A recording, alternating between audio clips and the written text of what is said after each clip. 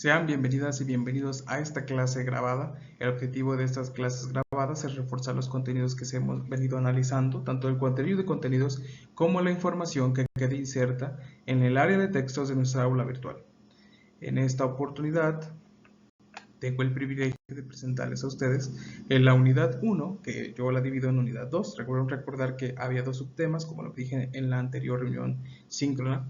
En este tema hablaremos que reconoces las bases teóricas básicas relacionadas con los derechos humanos en México. Bien, pues una breve presentación de un servidor.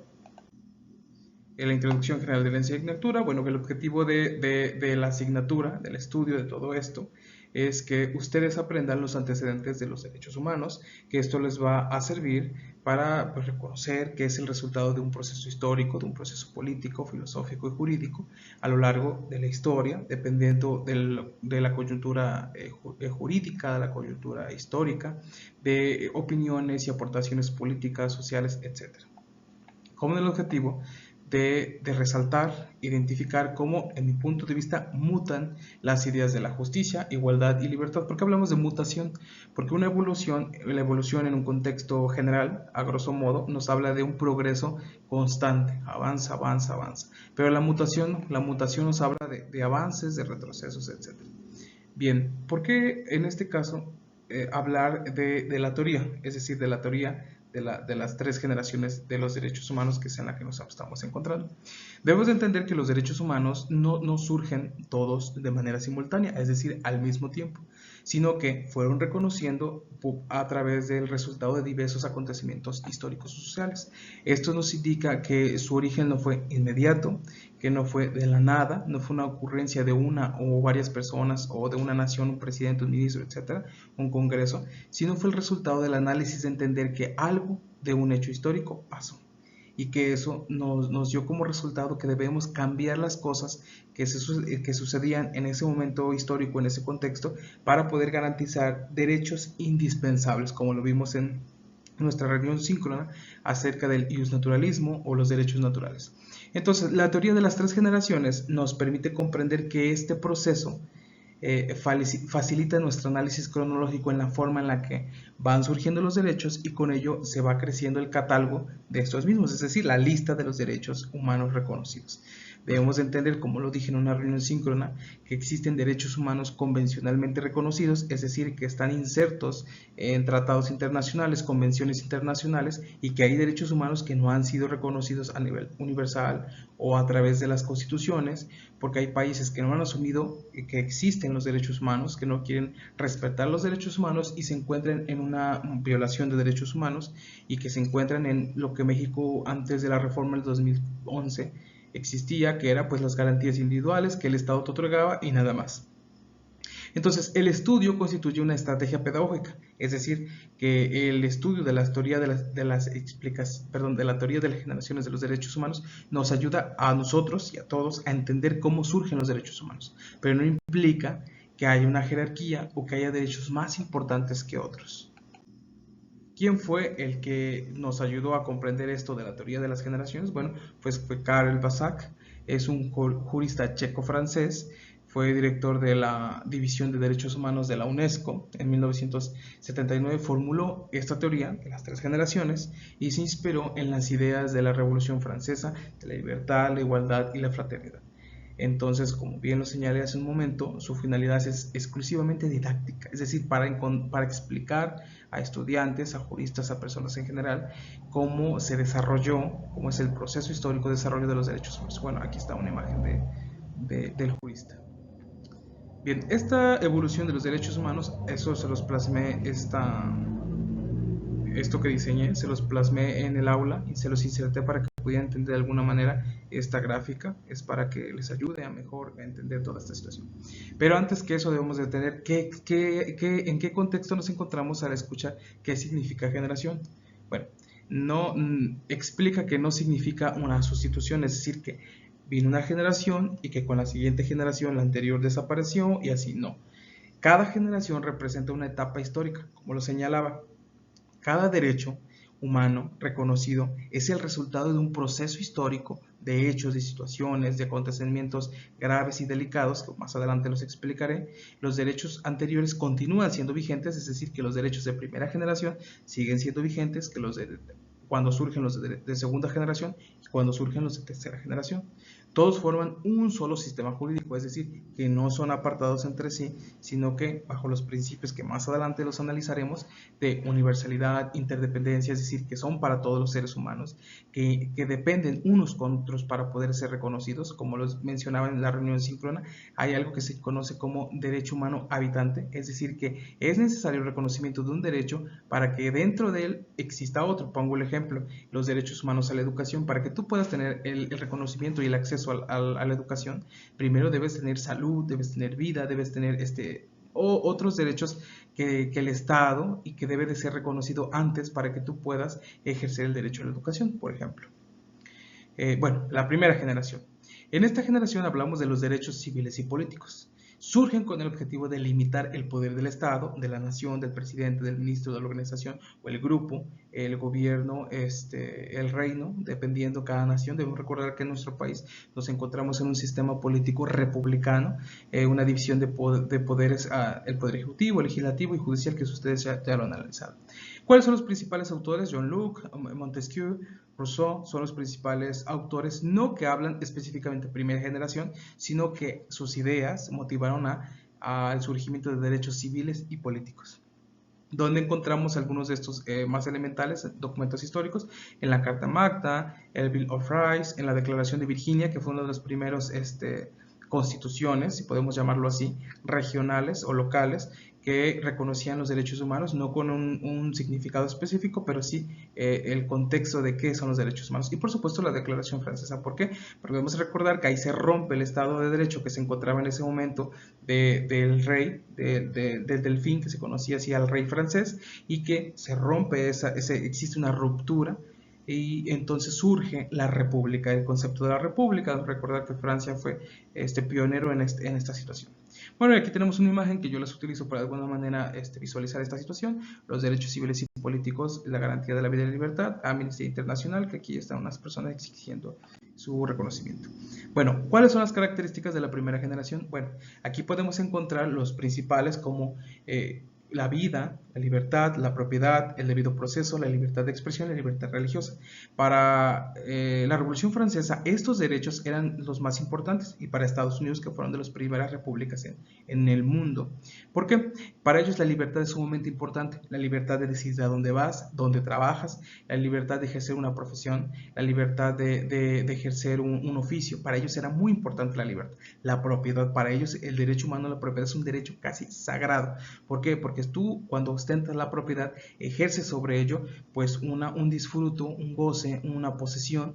No solamente hablamos de tierras, hablamos de objetos, de pinturas, de arte. Entonces para ellos la propiedad era sumamente importante, porque antes debemos recordar que en el sistema monárquico la propiedad no la atendía el pueblo, la atendía la nobleza. Eran propietarios y ellos arrendaban esa propiedad a los granjeros y así sucesivamente a clases menores, como ellos lo conocían, y entonces los ingresos para ellos eran mínimos, y quienes más se llenaban pues las bolsas de los ingresos era pues la nobleza, la clase noble, y la clase trabajadora pues no. Entonces a ese descontento social de sobreexplotarlos, de solo un porcentaje de la población de una nación disfrute los beneficios del esfuerzo de la mayoría, pues no era así.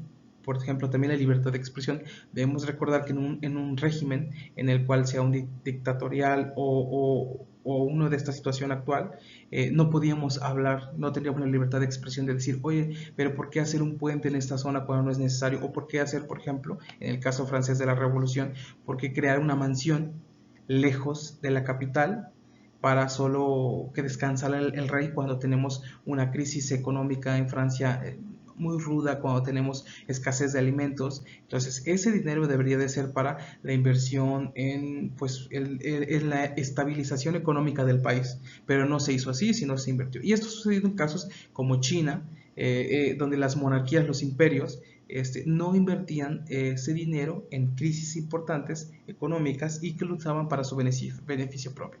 Hemos tenido también en las repúblicas escándalos de presidentes, etcétera, cuando nos encontramos en una situación delicada, y ellos pues gastan dinero que pareciera ser particular, pero es público.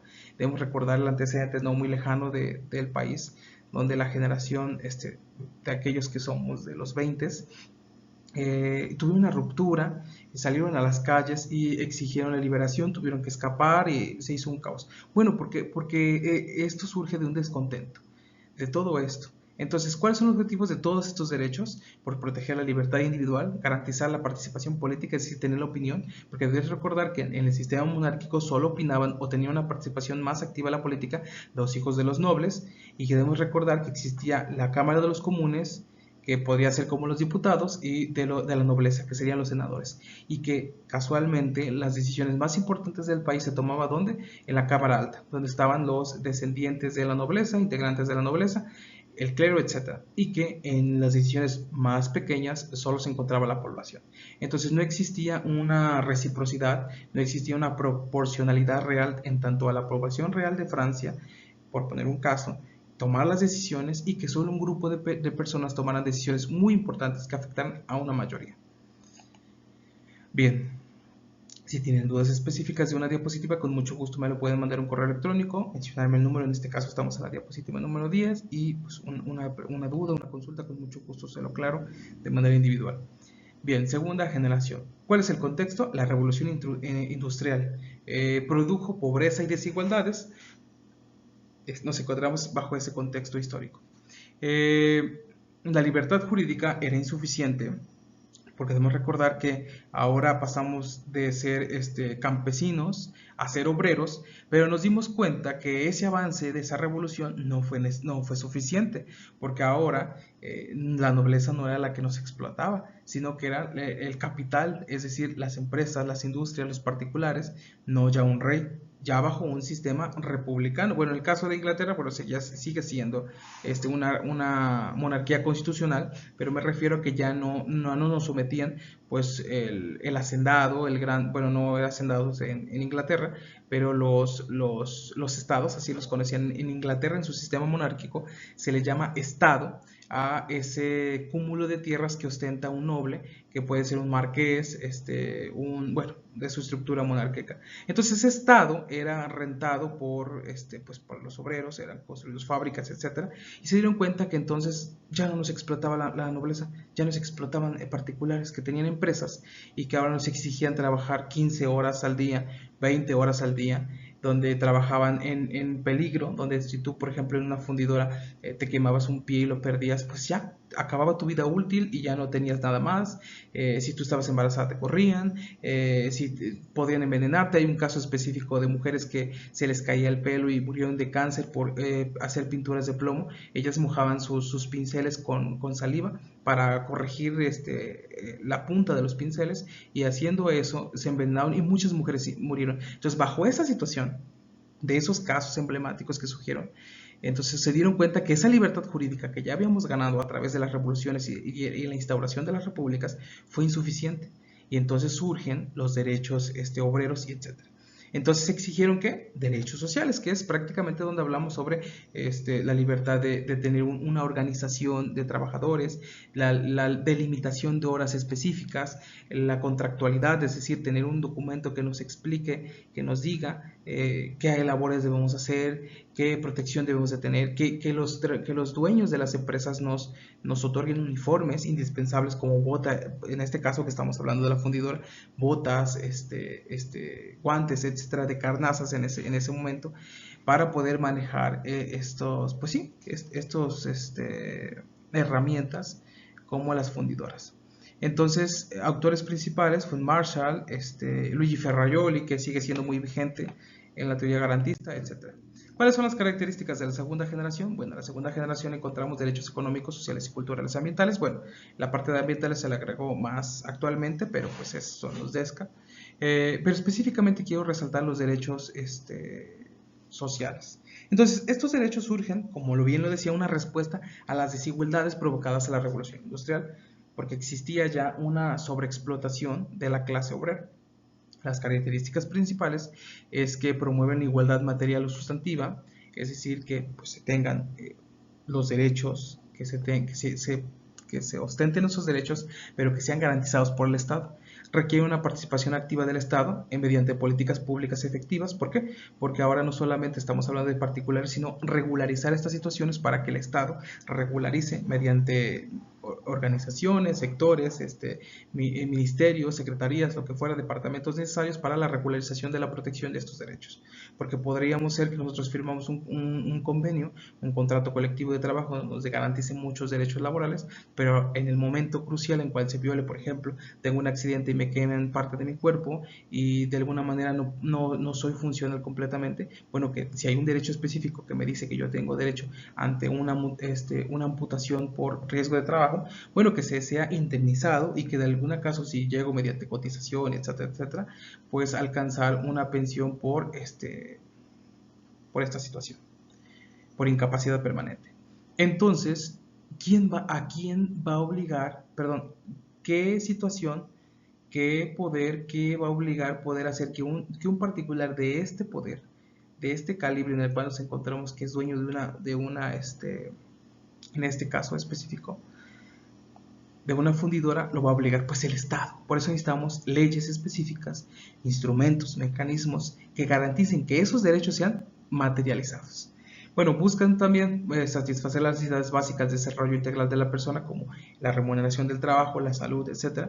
Favorecen la justicia social, reducen las desigualdades económicas, bueno, porque entonces ya comienza a tener pues seguridad social, cotizaciones, salud, etc. Y de alguna manera va equilibrando la situación de la población en general de una nación, porque no solamente, como lo mencionaba hace un momento, no solamente se explota un grupo de personas y se beneficia otro, sino que ahora se está equilibrando. Yo te entrego este trabajo, bueno, yo no estudié, yo no tengo una profesión, pero yo conozco el oficio de la fundición, yo te otorgo ese conocimiento, yo te otorgo esa fuerza de mi cuerpo, etcétera, y tú a cambio me das una remuneración equivalente por ese esfuerzo y que con ello yo pueda poder pagar la escuela de mis hijos, si es el caso que así lo quiero hacer, en transporte, libros, etcétera, de poder adquirir una propiedad. Y entonces donde estamos hablando de eso, habla de la justicia social. Su cumplimiento depende en gran medida de la disponibilidad de recursos y una adecuada planeación gubernamental. ¿Por qué? Porque entonces eso pasó mucho en el siglo pasado, donde no existía una buena planeación gubernamental, y en algunos países específicos, solo como México también surgió el caso, solo dependían de un sector de la producción o específico, y que cuando existe una inestabilidad, como si solo te prende el petróleo, perdón, si solo de la minería, como del carbón, como Inglaterra, etcétera. Entonces, si no hay una buena estrategia, una buena planeación gubernamental ante una crisis como la caída de los precios del petróleo o el surgimiento del vapor, como sucedió en Inglaterra, pues existe una desestabilización, existen desempleos masivos, etc. Entonces, son indispensables para el ejercicio efectivo de los derechos civiles y políticos. Los derechos de la segunda generación. La tercera generación. Bueno, los derechos de la tercera generación comienzan a desarrollarse más en la segunda mitad del siglo XX, específicamente después de la Segunda Guerra Mundial. Su reconocimiento respondió a la necesidad de enfrentar problemas que trascienden fronteras, es decir, entre países, entre estados, la cooperación. Pero aquí quiero resaltar mucho más importante, aquí algunos derechos específicos: derecho a la paz, al desarrollo, al medio ambiente, etc.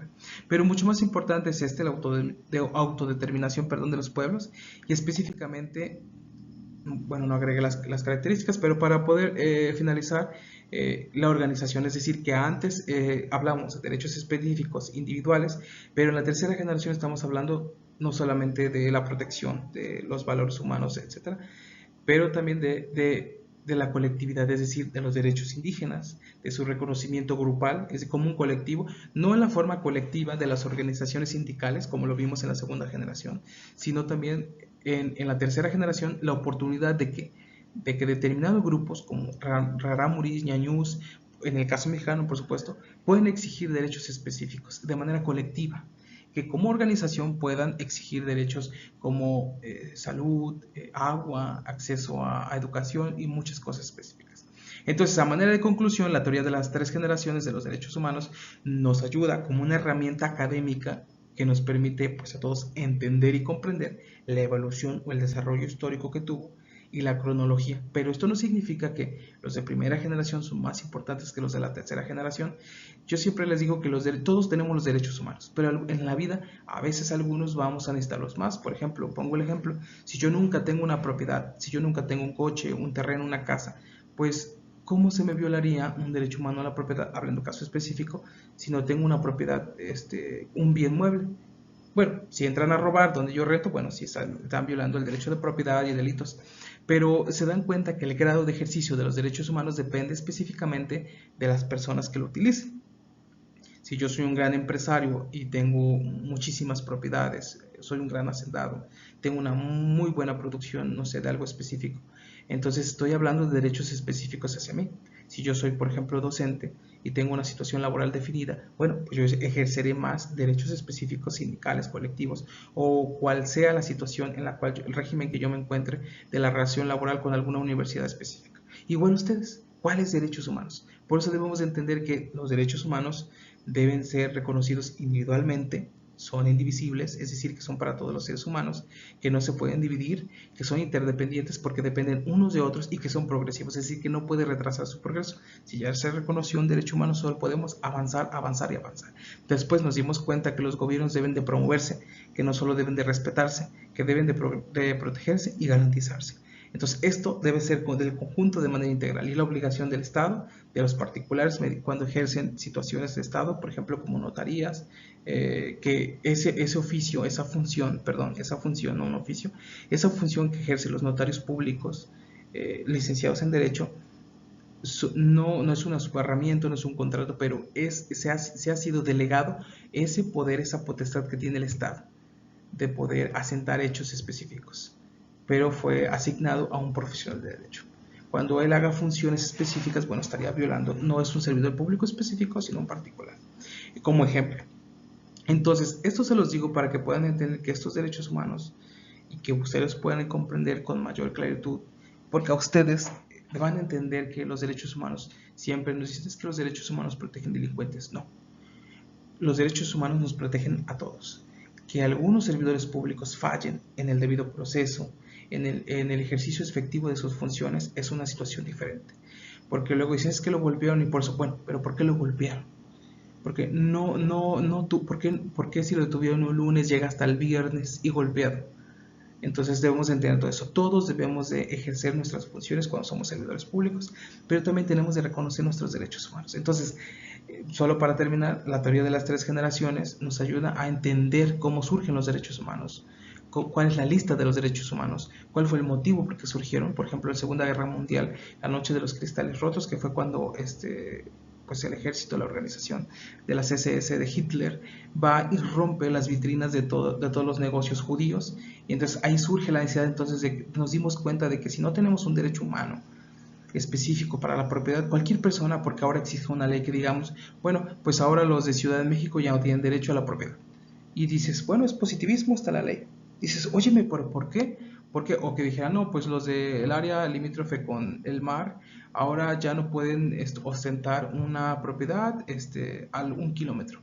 Y dices, oye, pero ¿por qué haces eso si ya está una ley específica? ¿Por qué violar? Entonces ahí debemos de entender que los derechos humanos surgieron con su origen específico ante una necesidad y que así nos suceda a nosotros. Cuando existe una violación, debemos recordar que los derechos humanos son escudos, los debemos de ver como escudos de protección ante el abuso del poder.